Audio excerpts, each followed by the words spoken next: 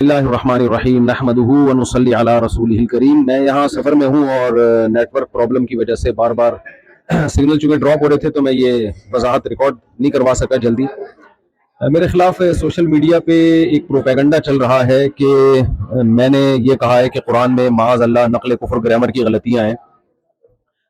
جو میری بات ہے وہ یہ تھی کہ آپ میرا کلپ سن سکتے ہیں کہ اگر ظاہری لحاظ سے اس میں کوئی غلطی لکھنے میں ظاہری لحاظ سے، ورنہ اس میں بڑی حکمت ہے، گرامر کی ایک مسٹیک اگر ظاہری لحاظ سے مسٹیک کیا ہو، گرامر کی ایک مسٹیک اگر ظاہری لحاظ سے مسٹیک کیا ہو، ہم نے اس قرآن کی حفاظت ایسی کی ہے کہ اگر ظاہری لحاظ سے اس میں کوئی غلطی لکھنے میں ظاہری لحاظ سے، ورنہ اس میں بڑی حکمت ہے، ہوئی بھی ہے، ہم نے اس کی بھی کریکشن کی کسی کو اجازت نہیں دی، جو ہے جیسے لکھا گیا ایز اٹ از چلا رہا ہے۔ بڑے بڑے ابھی گرامر کے والے آئے، انہوں نے بتایا سینٹینس میں تنوین نہیں آتی، دو زبر دو سے دو پیش نہیں آتے، نہیں آتے، یہاں آئے ہوئے پتہ نہیں کیوں آئے ہوئے، بھائی اس کو لکھا ہی ایسے تھا۔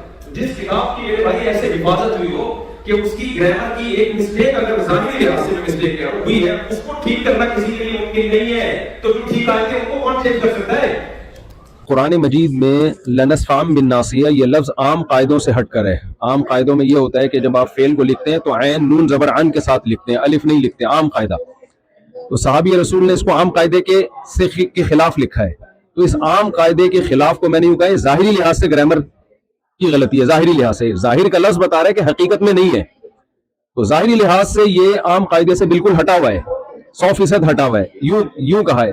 تو اس میں ہو سکتا ہے مجھ سے تعبیر میں غلطی ہوئی ہو، اگر کوئی یہ سمجھتا ہے کہ میری تعبیر ٹھیک نہیں تھی یا یہ بات عوام کے سامنے کرنے کی نہیں ہے، ان کا مینٹل لیول اتنا اونچا نہیں ہے، وہ یہ سمجھیں گے گویا کہ قرآن میں غلطی ہے، تو میں اپنے الفاظ پہ معذرت کرتا ہوں اور میں اپنے ان الفاظ سے رجوع کرتا ہوں۔ لیکن میرا منشا ہرگز ہرگز ہرگز قرآن مجید کی توہین نہیں ہے، کیونکہ میرا پورا بیان قرآن کی تصدیق پہ ہو رہا ہے، قرآن کی صداقت پہ ہو رہا ہے۔ اس کا ایک ایک لفظ جو ہے وہ لوح محفوظ میں محفوظ ہے اور اسی کے مطابق لکھا گیا، اسی کے مطابق پڑھا گیا، اور اللہ کی ذات سے نکلا ہوا کلام ہے۔ تو سوچئے کہ جو شخص قرآن کی صداقت کو بیان کرنے کے لیے آیا ہو، وہ کیسے قرآن کو کہہ سکتا ہے کہ معاذ اللہ یہ غلطیوں کی کتاب ہے، معاذ اللہ۔ میرا کلپ آپ سن سکتے ہیں۔ دوسری بات، نبی صلی اللہ علیہ وسلم کی شان کے لحاظ سے جو میں نے یہ بات کہی کہ آپ صلی اللہ علیہ وسلم لکھنا پڑھنا نہیں جانتے۔ ہمارے نبی کے بارے میں پوری امت کا اجماع ہے، بھائی نہ لکھنا جانتے تھے اور نہ پڑھنا جانتے۔ میں نے ہرگز ہرگز آپ کو ان پڑھ کا لفظ آپ کے لیے استعمال نہیں کیا، یہ توہین کا لفظ سمجھتا ہوں میں۔ میری طرف کسی نے منسوخ کیا کہ میں نے یہ کہا ہے کہ میں نے نبی کو معاذ اللہ ان پڑھ کہا ہے، ہرگز نہیں۔ میں نے کہا آپ صلی اللہ علیہ وسلم لکھنا پڑھنا نہیں جانتے، یہ لفظ امی کا ترجمہ ہے، اور یہ بھی نبی صلی اللہ علیہ وسلم کی شان میں بیان کیا ہے۔ مقصد یہ ہے کہ آپ صلی اللہ علیہ وسلم جو لکھنا پڑھنا نہیں جانتے پھر بھی تمام علوم کے حامل ہیں، کیونکہ آپ نے براہ راست اللہ سے علم لیا ہے، اور اللہ کے بعد میرا عقیدہ ہے کہ آپ صلی اللہ علیہ وسلم سے بڑا علم والا اس کائنات میں اللہ نے پیدا نہیں کیا۔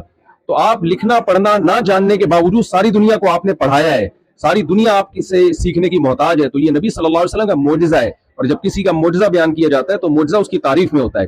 پھر بھی میں سمجھتا ہوں کہ اگر کسی کو یہ میرے لفظ سے یہ لگا ہے کہ میں نے سید الانبیاء صلی اللہ علیہ وسلم کی توہین کی ہے تو میں اس سے بھی معذرت چاہتا ہوں، اور میرا عقیدہ یہ ہے کہ میں یہ سعادت سمجھتا ہوں کہ ناموس رسالت پر اگر میری موت واقع ہو جائے تو میں سمجھتا ہوں اس سے بڑی کوئی دنیا میں کامیابی نہیں ہے۔ تو سید الانبیاء صلی اللہ علیہ وسلم کا پیغام ہی ہے، اور آپ کی سیرت ہی ہے، اور آپ کی تعظیم ہی ہے، جس کو لے کر ہم دنیا میں گھوم رہے ہیں۔ تو اللہ تعالیٰ مجھے بھی عمل کی توفیق دے، اور ہمارے جتنے بھی اہل اسلام ہیں سب کے دل میں اللہ پیغمبر کی محبت اور قرآن کی صداقت دل میں بٹھائے۔ اور جن صاحب نے میرے خلاف کلپ بنایا یا جو بھی میرے خلاف کلپ بنا رہے ہیں، آپ سب کو پاکستان کے حالات معلوم ہیں، جس طرح سے مجھے ٹارچر کیا جا رہا ہے اور دھمکیاں دی جا رہی ہیں۔ تو جو لوگ اس فضاحتی بیان کے بعد بھی مسلسل میرے خلاف کلپ بازی کریں گے، تو میں سمجھتا ہوں کہ اگر میری ذات کو کوئی نقصان ہوا تو اس کے ذمہ دار پھر وہ لوگ ہوں گے جو میرے خلاف منفی پروپیگنڈا کر رہے ہیں۔ وما علینا الا البلاغ۔ السلام علیکم ورحمۃ اللہ۔ تو جو بھی جھوٹے لوگ ہوتے ہیں نا، یا تو وہ روحانی عامل ہوں گے، روحانیت مذہب کے نام پہ منجن بیچ رہے ہوتے ہیں، کچھ ماوراء العقول باتیں کر رہے ہوتے ہیں، یا وہ شاعر ہوتے ہیں کہ ایک عام سی بات کو انہوں نے شعر کا جامہ پہنا کے بڑا اٹریکٹیو بنا دیا ہوتا ہے۔ بات سادہ سی ہوتی ہے لیکن اس کا ہم وزن کلام کر کے اس میں اٹریکشن بہت زیادہ بڑھ جاتی ہے۔ جو کاہن، نجومی، روحانی ڈرامے باز، ان کے جو کلام میں اٹریکشن ہوتی ہے یہ اس لیے کہ ایسی ٹرمز، ایسی اصطلاحات جو آپ کی سمجھ سے بالاتر، تو آپ کو ایک ہوتا ہے کہ یار اس کے پاس وہ علوم ہیں جو ہمارے پاس نہیں ہیں، بہت ہی عظیم چیزیں ہیں، حالانکہ کچھ بھی نہیں ہوتا۔ شاعر کیا کر رہا ہوتا ہے، سادہ سی بات ہوگی لیکن اس کو شعر میں ڈھال کے ایسے پیش کرے گا کہ مزہ آ جائے گا کہ یار یہی بات ایسے انداز سے کہہ دی ہے اس نے کہ حدیث میں بھی آتا ہے ان من البیان لسحرا وان من الشعر لحکما او کما قال صلی اللہ علیہ وسلم. بعض شعروں میں بڑی حکمت ہوتی ہے اور بعض بیان بڑے جادوئی اثر کرتے ہیں. آپ کو لوگ کو آواز صاف آ رہی ہے؟ بالکل گونج گونج تو نہیں رہی؟ نہیں آ رہی نا صاف؟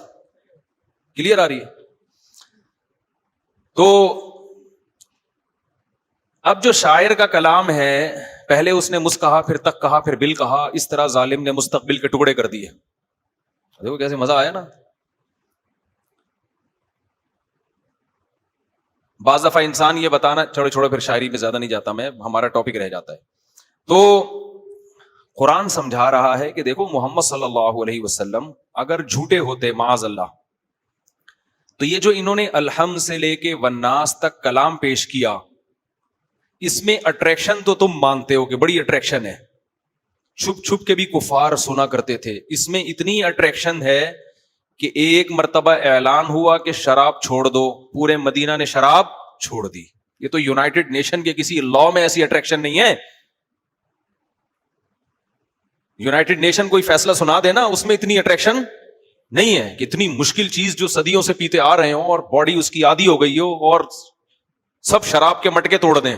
آج یونائٹڈ نیشن ایک لا پاس کر دے کہ کل سے شراب انلیگل ہے, کسی کا باپ بھی نہیں چھوڑے گا, وہ کہے گا جاؤ بڑے, یہی ہوگا نا؟ نہیں ہے بھائی. آج اعلان ہو جائے کہ زنا کیا ہے, امریکہ اعلان کر دے, بڑی بڑی طاقتیں اعلان کر دیں کہ بھائی یونائٹڈ نیشن سے ایک لا پاس ہو جائے کہ زنا اب کیا ہے پوری دنیا میں انلیگل. کوئی زانی سے آپ توبہ کروا کے دکھا دو, کوئی بھی نہیں چھوڑے گا, ٹھیک ہے نا. چھپ چھپ کے کرنا شروع کر دیں گے اور 20 راستے نکال لیں گے.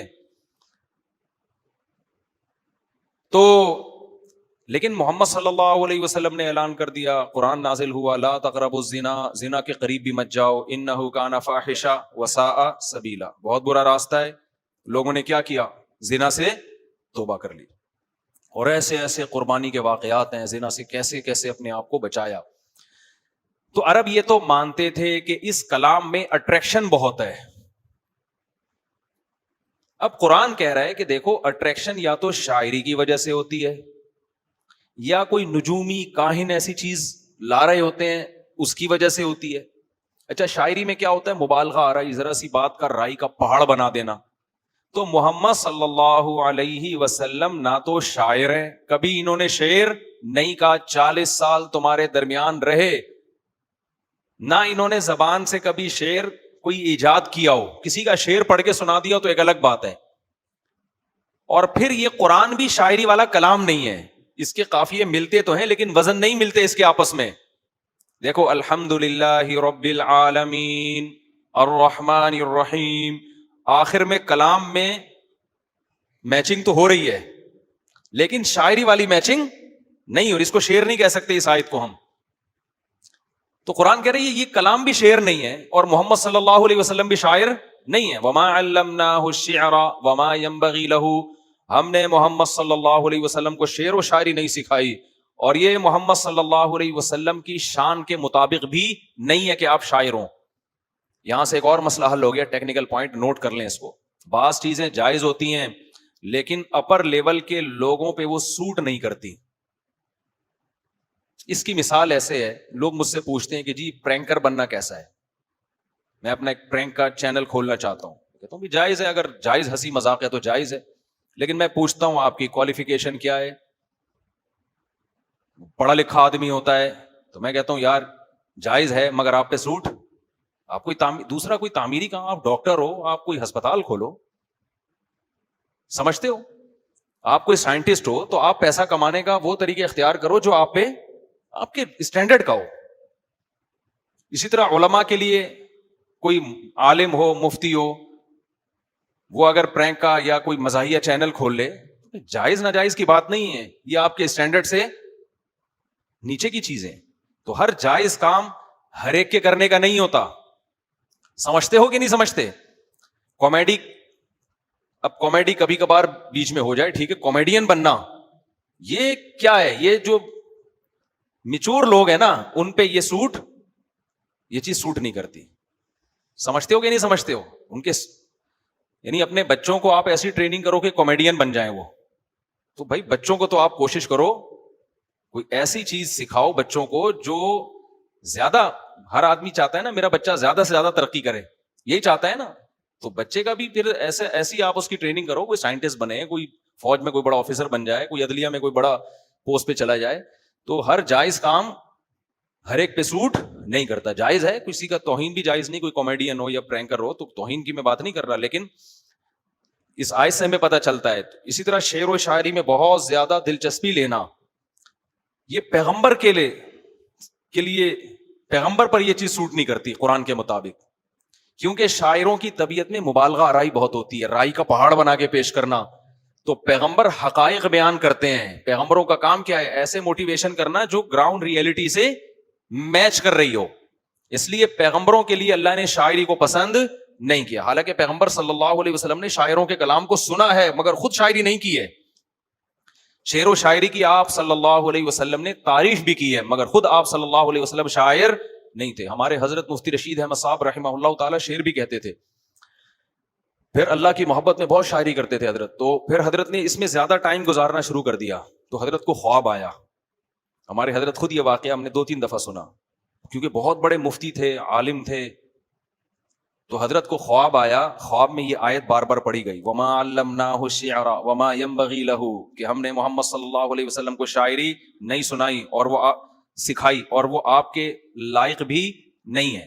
حضرت فرماتے ہیں مجھے غالب گمان ہو گیا کہ یہ اللہ کی طرف سے مجھے تنبیہ ہے کہ آپ کو جو اللہ نے جس لیول کا علم دیا ہے, جو مسائل کی تحقیق کرنا, پھر لوگوں میں واز کہنا, تو یہ آپ کے لیے سوٹیبل نہیں ہے. اس کے بعد سے حضرت نے چھوڑ دی. پھر شعر پڑھ کے سنایا تو کرتے تھے بیانات میں, خود شاعری نہیں کرتے تھے کہ اپنا ٹائم کیوں لگائیں بھائی ایسی چیز میں. ہم ایک شعر مارکیٹ میں لانے کے لیے نا شاعر کا بڑا خون پسینہ لگتا ہے. تو میں شاعروں کے خلاف نہیں ہوں, ہر ایک کا مینٹل لیول جو ہے, جو جس اسٹینڈرڈ کا آدمی ہے تو اس کو اسی اسٹینڈرڈ کا کام کرنا چاہیے. باقی میں تو خود چاہتا ہوں لوگوں میں شاعری کو پروموٹ کیا جائے تاکہ ہماری زبان کی حفاظت ہو, اردو محفوظ ہو ہماری, اور ان فضول چیزوں سے لوگ بچیں.